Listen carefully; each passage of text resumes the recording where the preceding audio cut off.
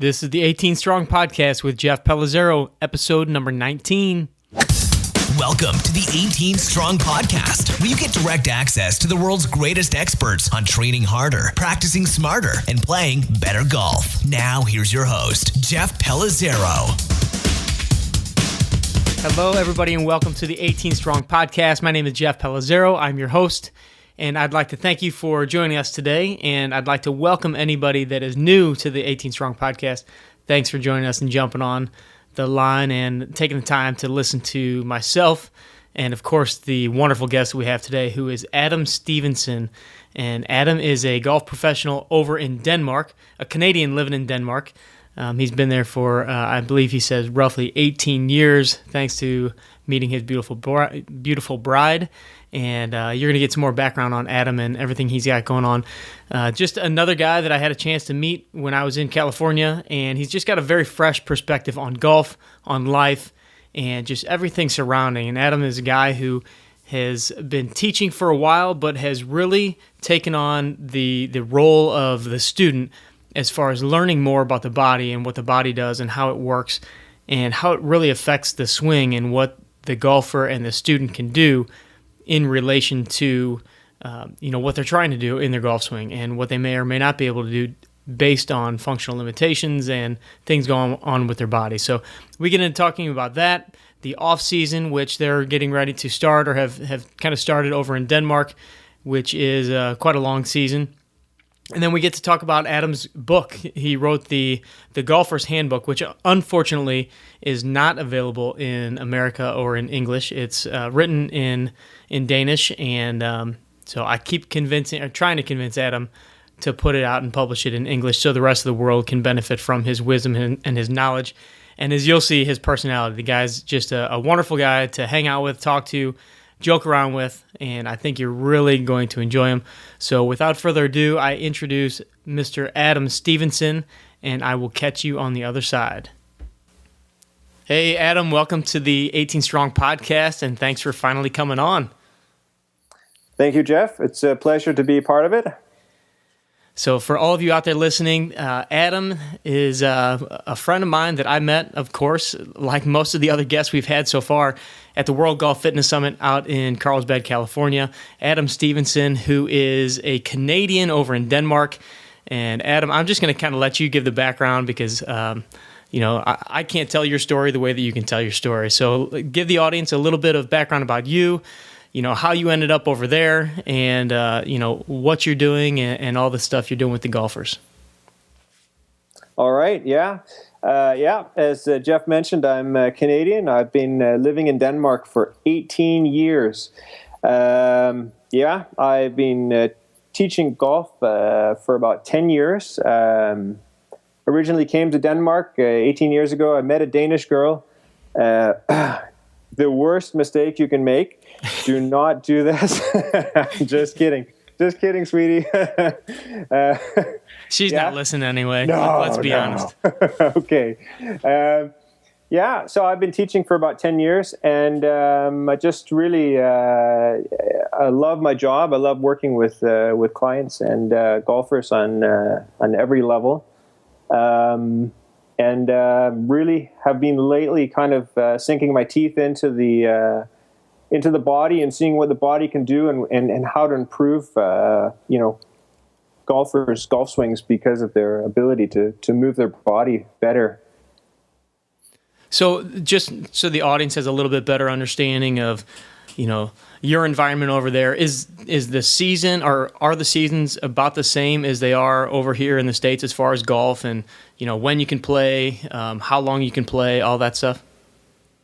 We have about a 6-month season. And so we have a good long winter over here in Denmark where there's not a lot of golf unless you're traveling. It's a perfect opportunity.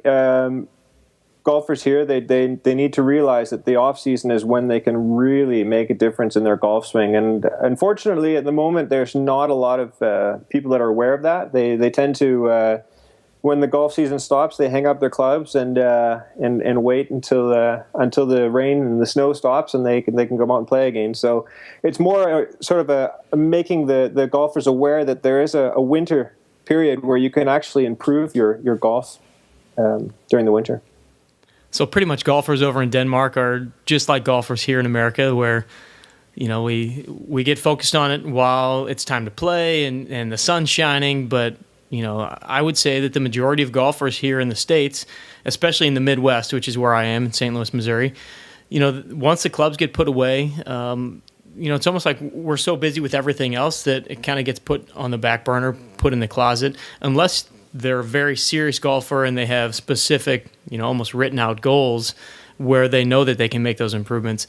It seems like it's one of those things that's just kind of forgotten. And I do want to get into a lot of the off-season stuff with you, because I know that obviously with 6 months of an off-season, there's a lot of things that the golfers can do, and I'm sure that you work with your golfers. But I want to get into your background a little bit as far as, we were out at the World Golf Fitness Summit when we met, which is obviously encompasses pretty much everything golf related, but you're more of a golf instructor, but you've really taken up the fitness side and taken that to heart too in your training.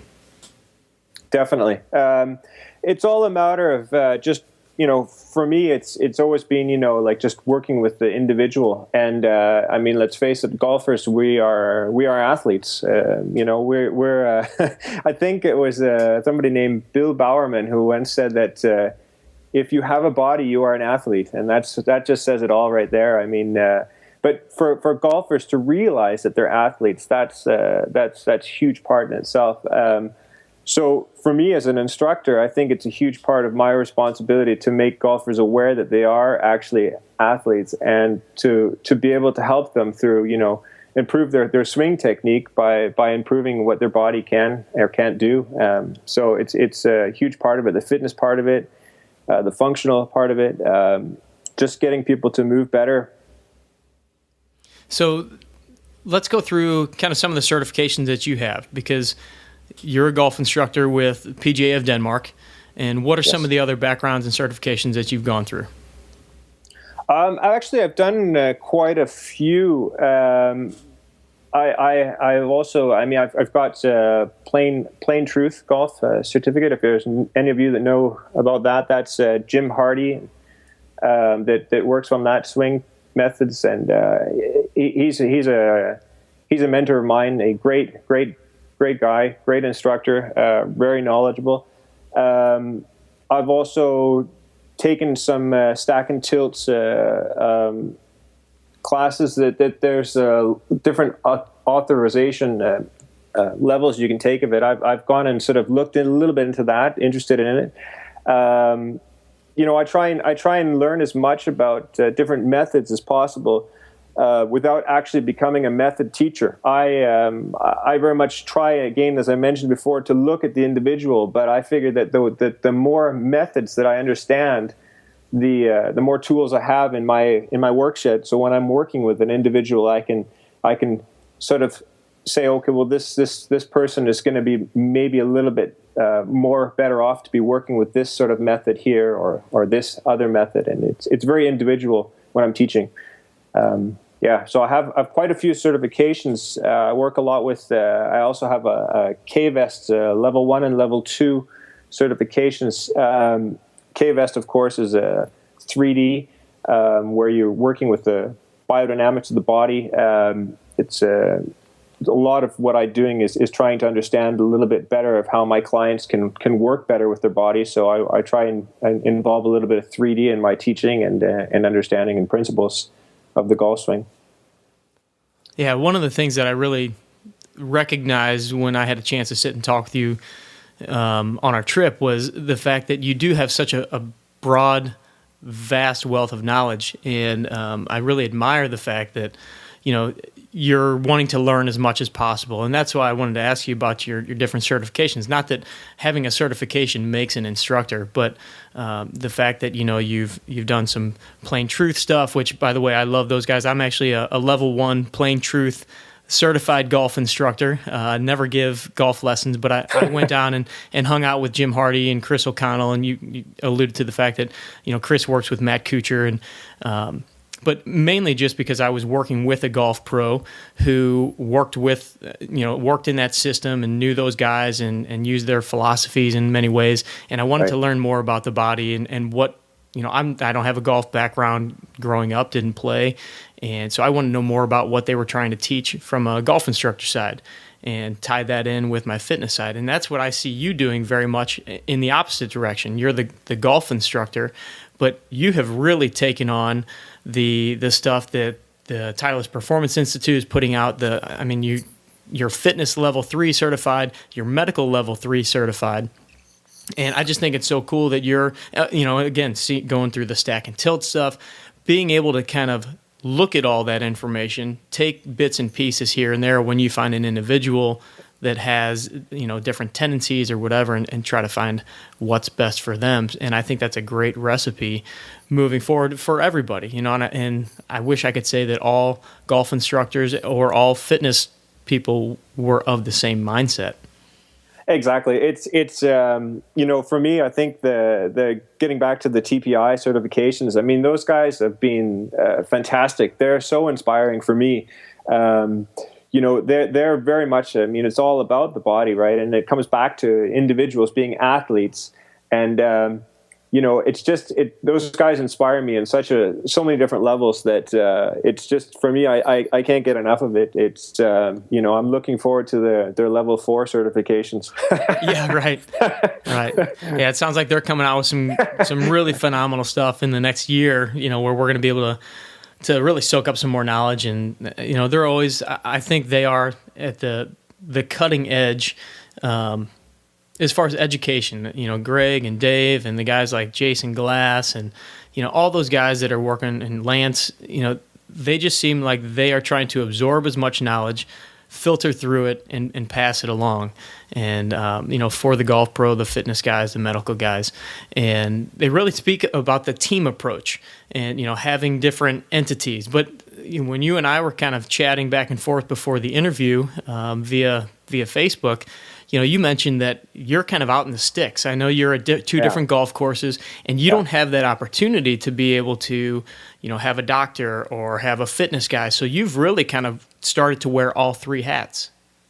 You know what? I wouldn't say that. I'm trying to understand all 3 hats, and when I get a situation that I just don't know what to do, then I'm definitely going to be referring them onto the experts. But like I say, I am out in the sticks, so it all comes down to the individual golfer as well, what their interest is, because a lot of golfers are not actually they're not really all that willing to actually. They just come to the golf pro expecting me to be able to work miracles with them, and trying to teach them something. If they could learn, if I could teach them a quick fix, they would love that. That would be the easiest way out for them.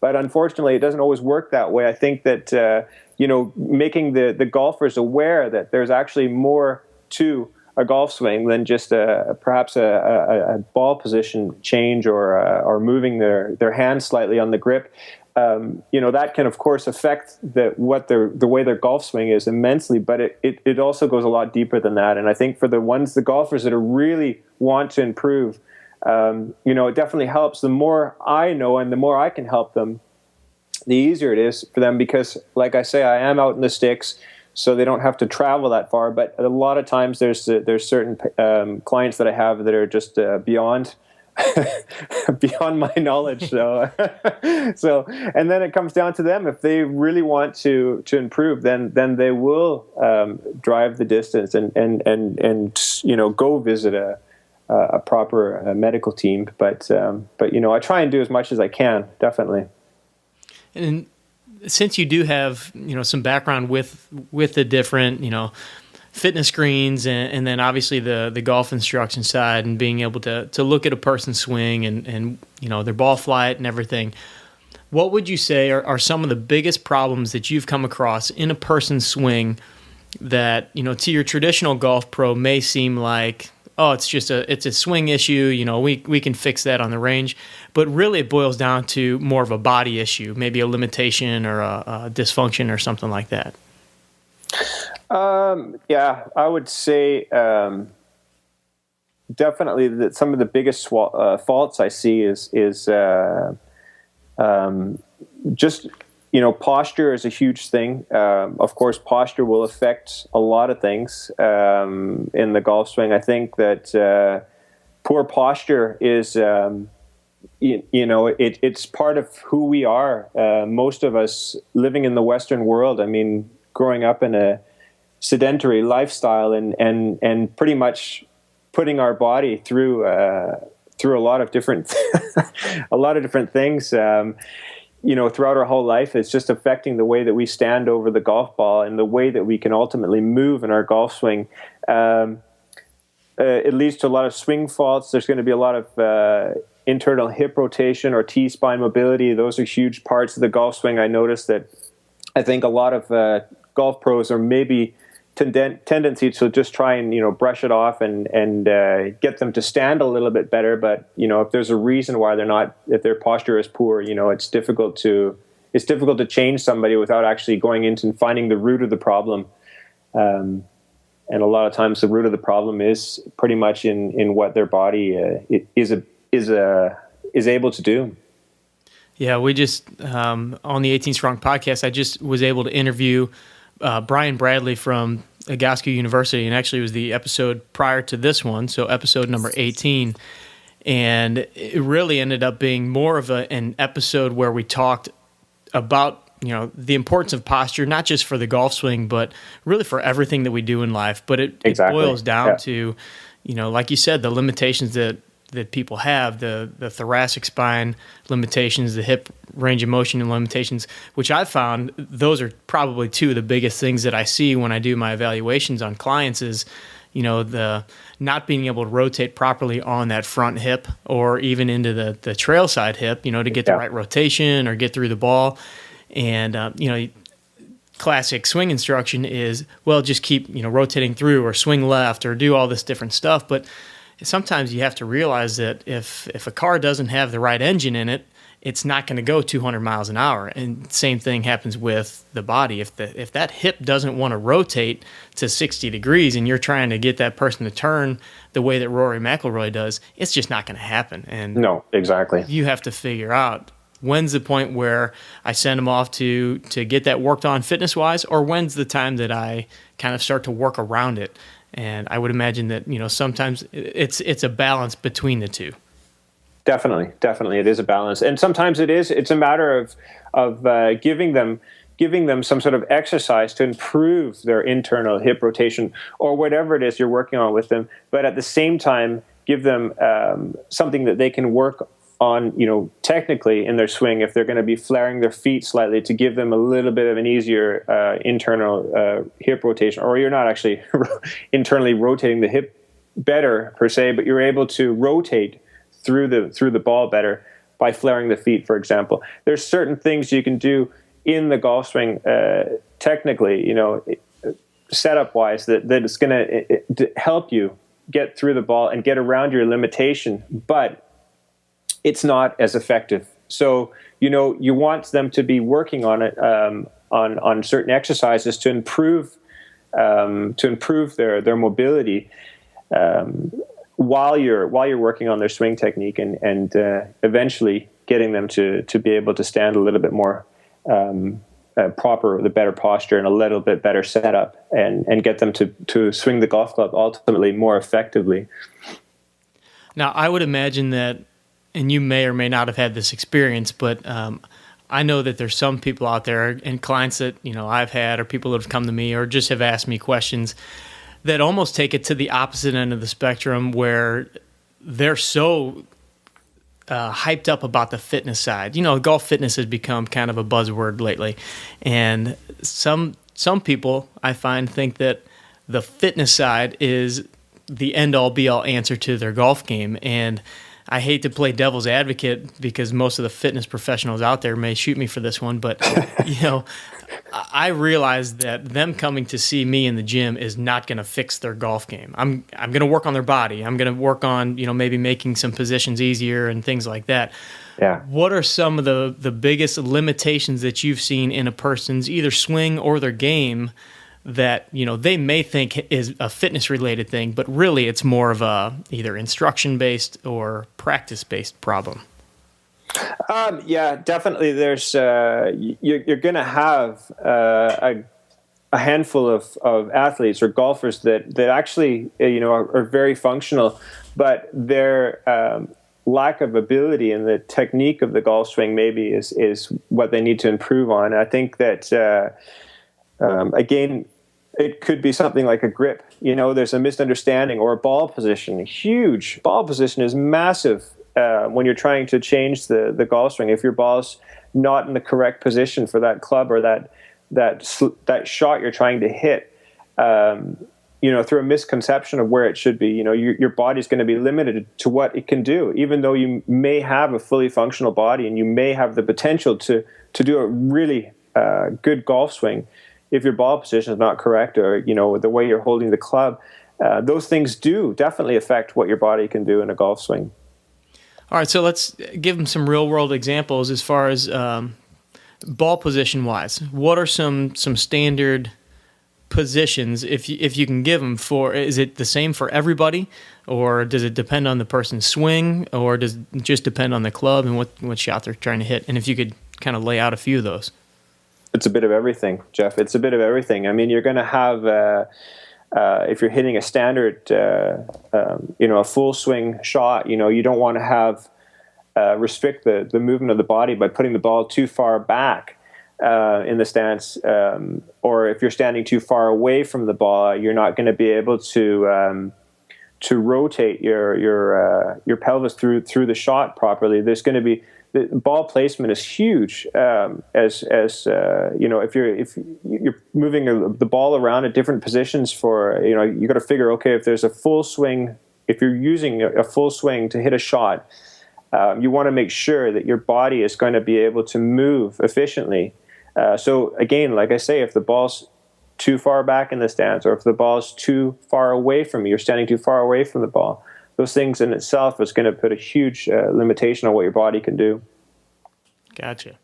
And so just in general, and I'm talking more like towards the front of the foot, middle, between the feet or back foot, what, like with a driver versus most of your irons versus your wedges, what's just kind of standard rule of thumb? Probably for a right-handed golfer, you're probably going to look under your left armpit is a good one. Some instructors would say under the sternum. It's difficult. It would be different from player to player, and from also the different style of swing they have. Would definitely have a huge effect on how their body's going to move and where the ball should be placed. Okay, that's good to know, because some people will read in Golf Digest or a magazine that, okay, for this club you put it here, for this club you put it here. But to know that it's a little bit more subjective or individualized is, I think, very beneficial to know. Definitely. All right, so let's talk about your career as an author. You are the author of a book. How do you say it in Danish? Golfspillerens håndbog.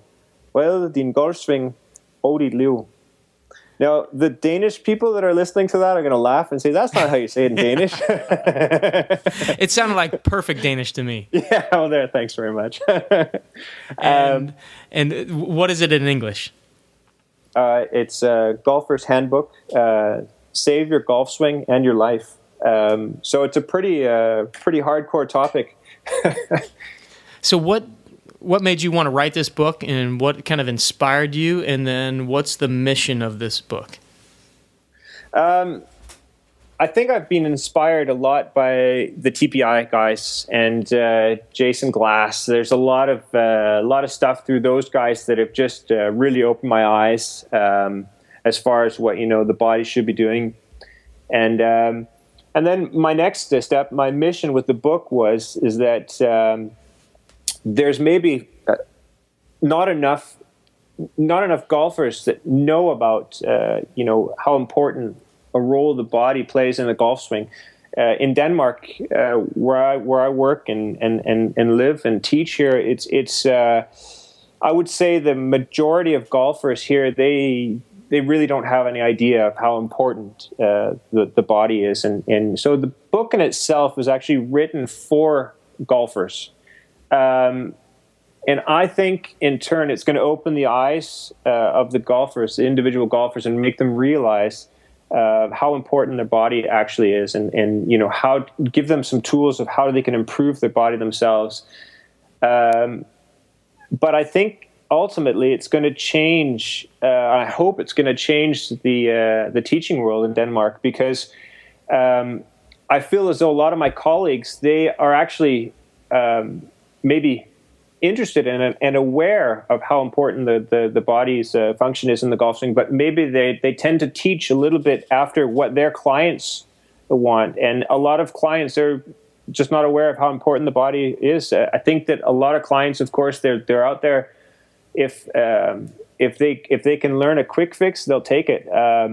It's definitely, they're not out there looking for the process that's involved in improvement to efficiently improve your golf swing.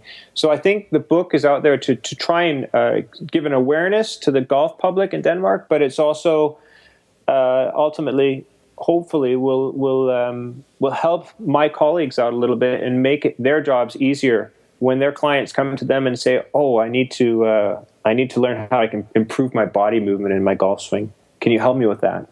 So I'm hoping that's where it's going to go.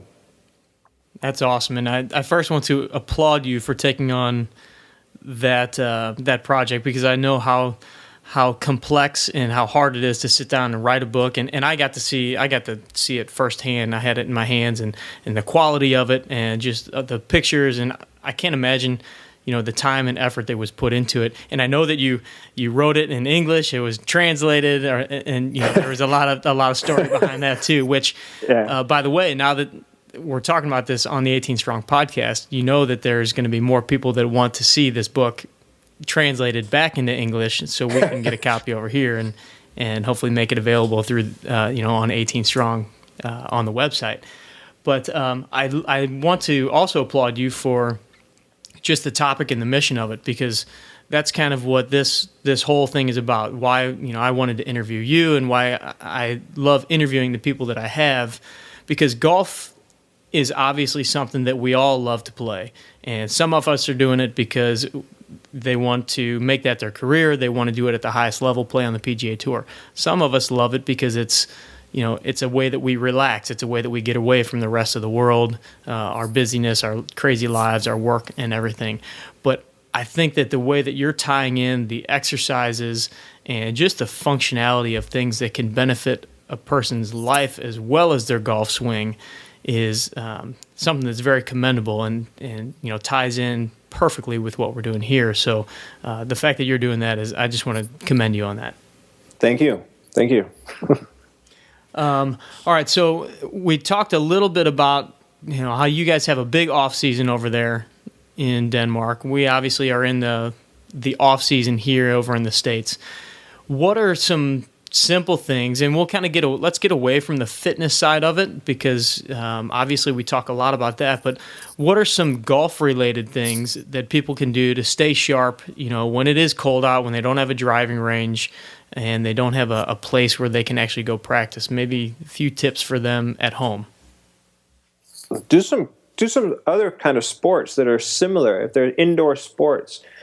That are something you can play with your friends indoors would be fantastic. I think I don't know what kind of sports do you guys play indoors over there, Jeff? We've got basketball, we've racquetball, all that kind of stuff. I mean, I would think a lot of the rotational type stuff. Yeah. Exactly. You've got a lot of start and stop. So you've got a lot of explosive movement, a lot of stopping, which is going to stabilize your body. You've got the rotational aspect of it. All that stuff's going to be improving on your golf swing. So it's good stuff to play other sports. A lot of cross training with other sports would be a lot of fun. As far as the golf swing goes, if you're able to get indoors and either if there's an indoor driving range or a golf simulator, some sort of training facility in your area, that'd be awesome, because a lot of the teaching I do in the winter indoors, I love it because, I'm teaching people hitting balls into a net, and the net's maybe 4 meters in front of the mat where they're hitting. I don't know, what's 4 meters in yards, like. That's a oh, come on. Nick Mueller did that to me too. I'm not even going to go into that. I'll get my calculator out. All right.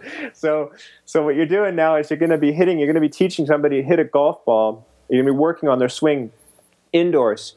So they're not actually too concerned about where the ball is going. And so that's the perfect opportunity to do a swing change, to do some sort of a technical change. If you want to improve your golf swing, the winter is the time to do it indoors, where you're actually not concerned about if the ball's going right or left, or if you topped it, or you're not concerned about the result of the shot. You're actually concerned about what you're doing in the golf swing. I think a lot of times the instruction in the season outdoors, people are looking again. They can't help look at the result of the shot. So if you're working on improving a technique, you have a lesson in the season outdoors. If you're not hitting the ball straight right away, there's a certain element of why. What am I doing wrong? So you're always concerned about. It's more difficult to learn a new technique in the season than it is in the off season. I think the off season is the perfect time of year to be able to tinker with your swing, to get things to work. Get your body posture to work better, get your ball set up to work better, get your swing to work more efficiently, and not be too concerned about how you're hitting the ball. Get the repetitions indoors, hitting the ball into the net, so that when you come outside in the spring, your body's able to work that much better, much more efficiently, and the results will come. Do you ever do any like mirror type drills, have people getting in certain positions and working on that stuff on their own? Definitely. Giving them some sort of a visual feedback is good for them. They can stand there. I do a lot of teaching indoors in the winter, and I use mirrors. I let them stand, and try and get a visual picture of it. But the best part of it is definitely, giving them something that can give them feedback. As far as I work a lot with K-Vest. It gives you a biofeedback. For you that are unaware of that, biofeedback is going to give you, if your body comes a little bit out of position, it gives you an electric shock to put you back into position. No, I'm just kidding. I was going to say, I thought it was like an audio, like a tone or something like that. They do it different over in Denmark. Yeah. No, it definitely gives you sort of a little bit of awareness. There's both a visual that gives you on the screen there. It'll show you with colors your body. If it's out of position, it'll be a red color, or it'll give you a tone. If you're in the right zone, it'll give you the correct tone. And I find that kind of feedback actually works quite well for a lot of golfers. They'll have the K-Vest on one week, and the next week I have them without the K-Vest, and they're hitting the positions that I asked them to hit the week before without even thinking about it. So it's incredibly effective. Visual is a good way. But it takes a little bit longer. Sometimes they're too, they take the focus away from what they're trying to do in the golf swing, and so they're checking themselves out in the position. It's all position instead of movement. I like the K-Vest. The K-Vest is definitely a good tool.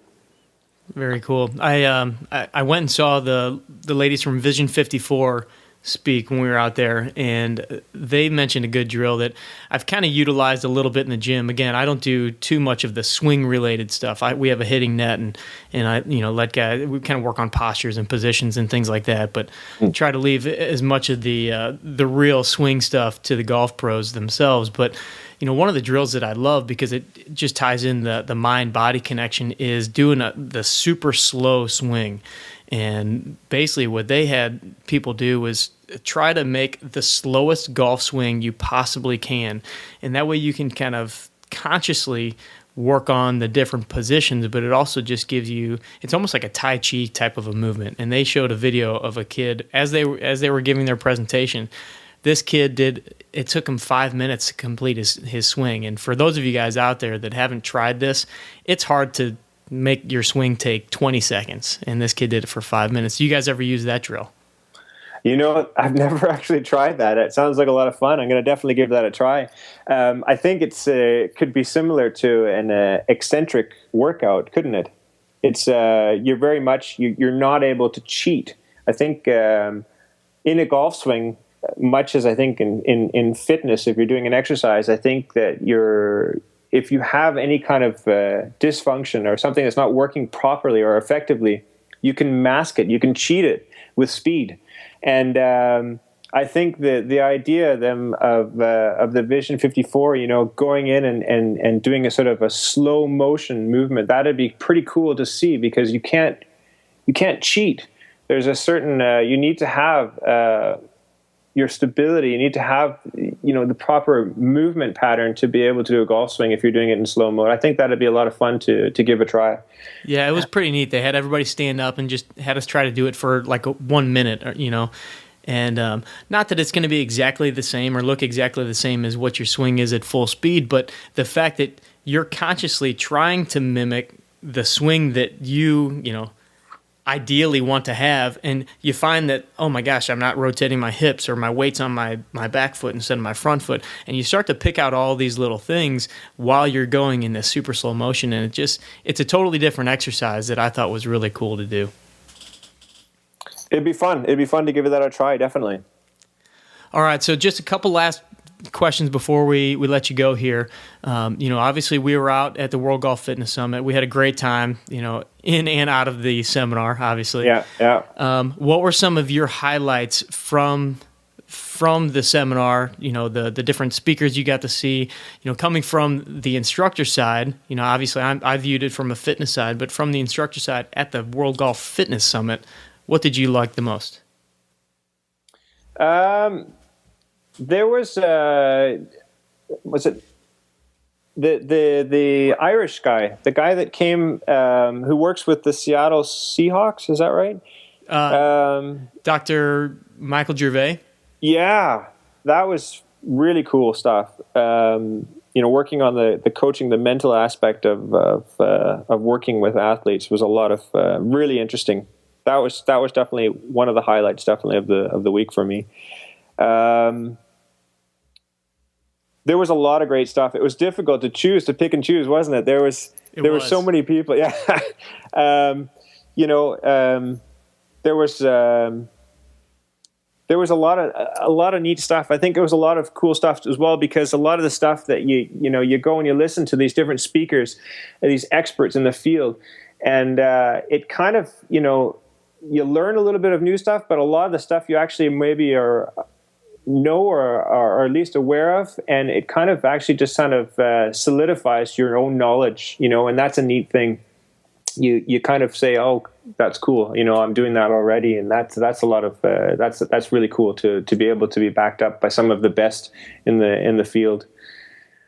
Yeah, I thought it was, Dr. Michael Gervais, his stuff was incredible, and I would love, and if any of you have a connection with Dr. Gervais, I would love to get him on the podcast, because, the stuff he talked about working with some of the Red Bull athletes and, working with these people that are basically doing life and death type of activities, how they overcome those fears, and, working with those kind of athletes, and then tying that into, what we all struggle with on a daily basis, whether that be performing on the golf course, performing at our job, having a difficult conversation with somebody, standing up in front of an audience, that type of stuff. He just tied in so many great bits of knowledge, and that was cool. And then, having guys like Dick Vermeil and Al Vermeil, and I mean, just so many different people. Amazing. And, points of view, and then the wealth of knowledge of the guys from the fitness side, the mental game side, Dr. Brett McCabe, who, we love here on the 18 Strong podcast,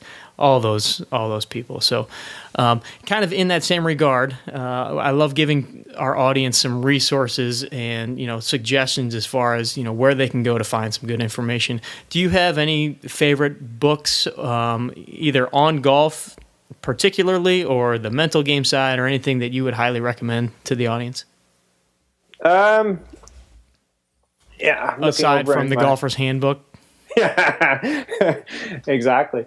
The mental part of it, I think that there's such a lot to be learned there yet, and I think I've done a lot of research myself with Bob Rotella, a lot of his different ways of talking about it, and coping with the different aspects of the game, the mental part of the game. It's good, and a lot of his stuff has been really, really interesting. I think as far as a book for golf instruction, swing technique, no, I think that's so individual. I think, of course, the Golfer's Handbook would be good.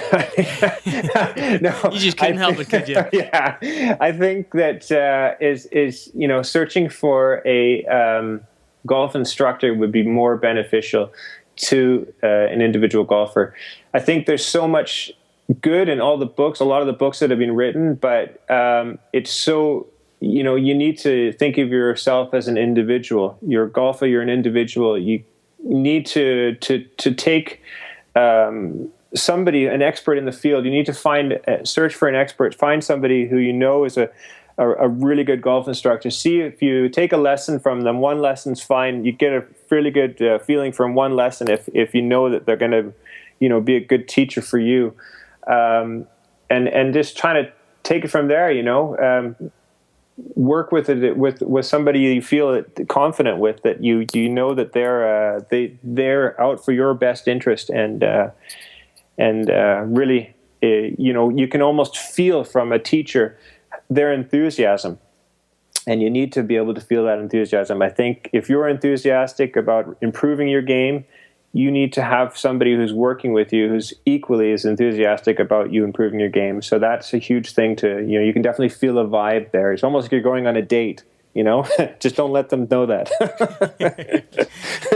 No, I think that's great advice, because there is so much information out there. And as you said, there's a lot of good information out there.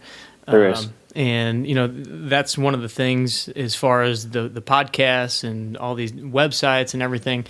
You kind of have to find somebody that jives with you, that definitely, they understand you, you understand them, or if it's somebody where you're reading their stuff, kind of finding a system and then kind of going along that route. Because if you're constantly reading new things, and which reading books and watching videos and stuff is great to learn more information, but sometimes you can get so distracted by the newest and latest and greatest thing that you really just need to hone it down and pick one instructor or one fitness guy or one method and kind of go with that. There's so many different ways to skin a cat, as they say. But if you kind of hone it in, get rid of the distractions, put the blinders on, I find that you can progress so much quicker. And then from there, maybe jump into some other stuff once you start to achieve some of your goals. Absolutely. Absolutely. Good advice. All right, Adam. So lastly, where can the audience find you? And obviously, the book is not ready for us English-speaking folk yet. But, well, it is. You just need to get Google Translate. I think Jason, he actually said he read the book. So I don't know if he's just able to learn new languages or if nice. I think he Googled it. I think he may be blowing some smoke is what I'm thinking. Yeah, could be. Awesome. But where can the audience find you, and maybe the stuff that you're doing, Facebook, Twitter, whatever you have going on? Yeah, you can find me at Sindel Pro Shop and Golf Academy in Denmark here. Have a lot going on YouTube, different videos. You can also find me on TPI, find your local instructor. That on their homepage there, you can find the contact information there. That'd be the easiest way to do that.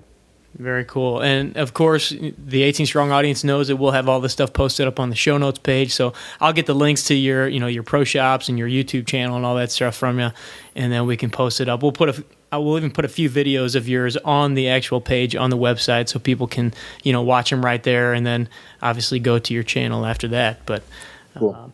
I thank you for your time, man. It was great catching up. I really enjoyed hanging out with you and meeting you guys out in California, and look forward to, maybe hopefully meeting you over in Denmark one time, or you coming over to the States in the near future. Definitely. That'd be great. All right, buddy. Well, thanks again, and we will talk to you soon. Merry Christmas. Thank you very much. Yeah, and this is the gift to the 18 Strong world, our Christmas gift, Adam Stevenson. This is coming out Christmas morning, so Merry Christmas to all. Hallelujah. All right, buddy. All right, cheers. Thanks, man. Talk to you soon. Right. Yeah, you too. All right, that was my good buddy Adam Stevenson, all the way from over in Denmark. Adam, thank you for taking the time out of your day, or actually your evening. As Adam mentioned to me, he is 7 hours ahead of us, so I believe we recorded that call somewhere around 10 o'clock, 11 o'clock in the evening for him, which obviously was probably past his bedtime. So I want to thank him for doing that, and hope you guys got a lot out of Adam's perspective just on golf and life and how the two tie in together, and what people can do as far as working on their body to improve their golf game, some drills that you can do in the off season to really make the best out of what you have. If you don't have the weather, if you don't have the facilities to go and practice, there are certain drills that Adam talked about where you can really make a positive difference in your golf game for when you pick up the clubs again in the spring or whenever your season starts and you get a chance to play again. So once again, as always, I thank you guys for tuning into the 18 Strong podcast, and I appreciate all the feedback, all the reviews on iTunes.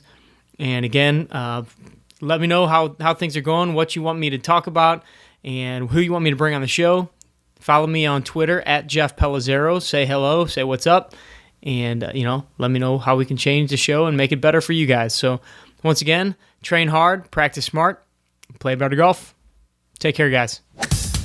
Thanks for listening to the 18 Strong podcast at www.18strong.com. And remember, train hard, practice smart, and play better golf.